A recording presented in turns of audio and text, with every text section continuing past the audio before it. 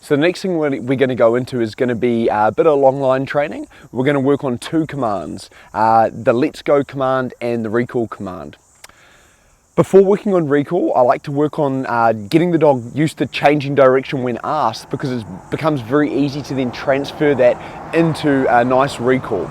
So what me and Dougie are going to do now is we're going to work on walking in a straight line, and the reason I'm going to walk in a straight line is it's going to make it, it's going to become boring for the dog, so the dog's going to become distracted and want to leave me. So I'll walk in a straight line, wait for the dog to veer off and leave me. I'm going to give the dog the let's go command. If he doesn't respond, I'm going to utilize the long line to give him a little bit of direction to gravitate back towards me. A couple of key things here is going to be the timing of when I mark the dog has done the right thing. So when I give him praise, good boy, for gravitating back towards me, and the timing of when I change direction. If I change too early, he's just going to walk around following me all the time. If I give him enough freedom that he actually gets distracted, it's going to give me the opportunity to recall him and potentially give him some direction if needed. Let's go, Douglas. Come on, Dougie.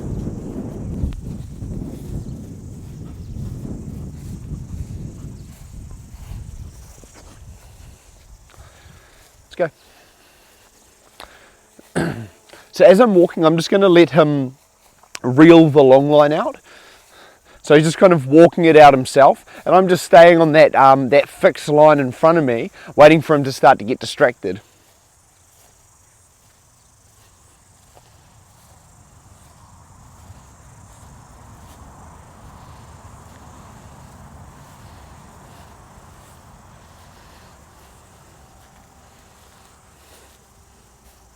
Let's go. Good. And I change back and go the other way.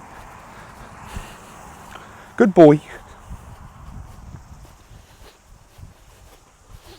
A little trick you can do is as you're doing this exercise is if you ever feel like it's getting tangled, I can just drop the long lines, pick it up by the neck, and then just walk it back out. So the dog, it's just going to reset the long line for me, so it's not all tangled with the dog.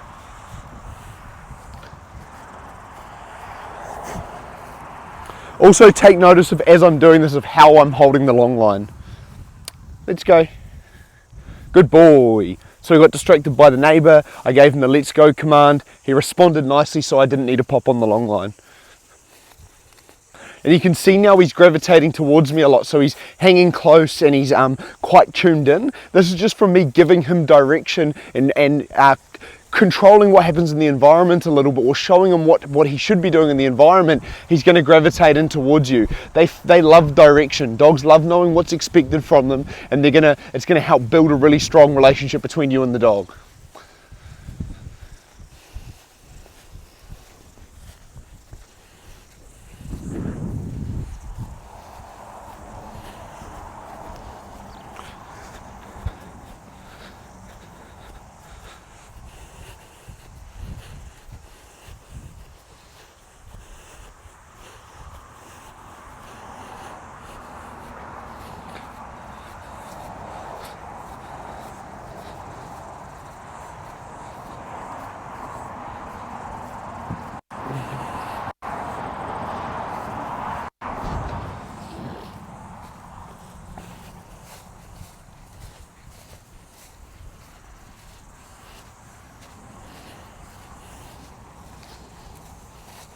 Once you've got the dog responding well to a pop on the long line and a verbal cue when you want him to change direction, you're going to find he's going to start to gravitate towards you a lot and kind of linger around you or stick by you.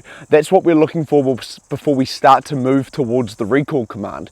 And the reason for that is it means the dog's very tuned into me, so that when I find a distraction where I can set the dog up for a practice command, it's going to be very easy to get the information I want through to the dog. I find if the dog's just too distracted, it doesn't take in information correctly, and you're not getting really quality reps in. So it's important you get the dog tuned in well first. So now that Dougie's really tuned in, I'm going to start to work on the recall command. So once again, I'm going to walk in a straight line, looking for a point where the dog gets distracted, and then recall the dog, Doug, come, and then a tug on the long line if required, gravitate him back in towards me. Once he gets in towards me, I'm going to expect him to sit, pay a bit of attention for a little while before I release him. And the reason for that is we're setting it up for a real life situation. So if you're out and about, you're out at a park, you see a dog or you see something and you want that's probably going to be the time you're going to want to call your dog back. So you're going to want the dog to leave the distraction, come back to you, sit at your feet until the distraction is left and you feel safe to let him go again. Let's go, Douglas.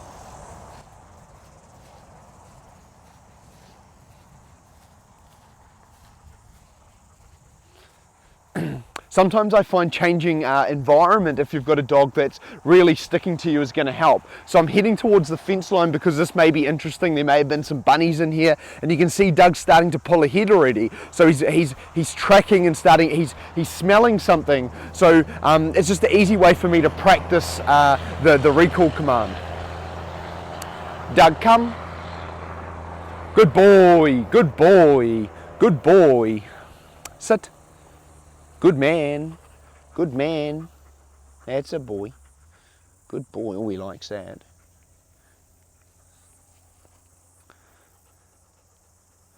Just wait for some eye contact if I can. Not necessity at this point, but it's nice to have. I can gravitate him in towards me, gravitate his eyes in towards me. Good boy. Free.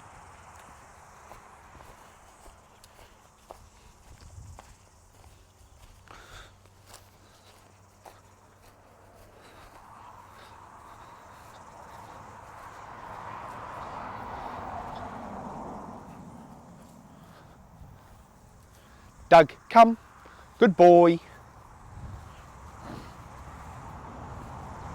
Good. Sit. Good. So there he kind of got a little bit confused. He was kind of stuck between the scent of the sheep and the camera and me. He didn't really know where to go. He was like, oh, I know I need to leave the scent, but I'm not too sure where to go. So all I did was I moved in the direction that I wanted him to move in. So I gave him body guidance. So he ran in, I gave a bit of space, he gravitated in towards me, I praised the second he made the decision to come back into my orbit. And then once he got there, gave him a bit of direction, told him to sit, and then he got some praise. Good boy. So utilize your spatial, be very aware of your body, where you were positioned, and utilize that the best you can to give the dog feedback and give the dog information. And that's going to really help you with training your dog. Let's go, Doug.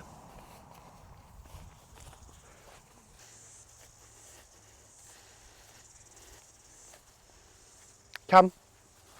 Good boy. Good boy. Sit. Good. Good boy. Free. So a couple of things to take into account with any recall training is you're going to have to proof the dog in a number of different situations and different environments. So making sure you get it perfect in one environment, going to another quiet environment, working there, getting it really honed in there as well, and then create harder distractions to practice with the dog. There's going to be a bit of a learning curve. So initially you're going to start off very slow, quiet environments, and then you're going to slowly elevate the level of distraction and the difficulty for the dog. If you jump too quickly to going from something very quiet to something very, very distracting like the beach, it's all going to fall apart and the dog's going to stop listening, which is then going to affect your recall. Remember, consistency is important, and getting consistent repetitions out is what's going to build that clear communication with the dog.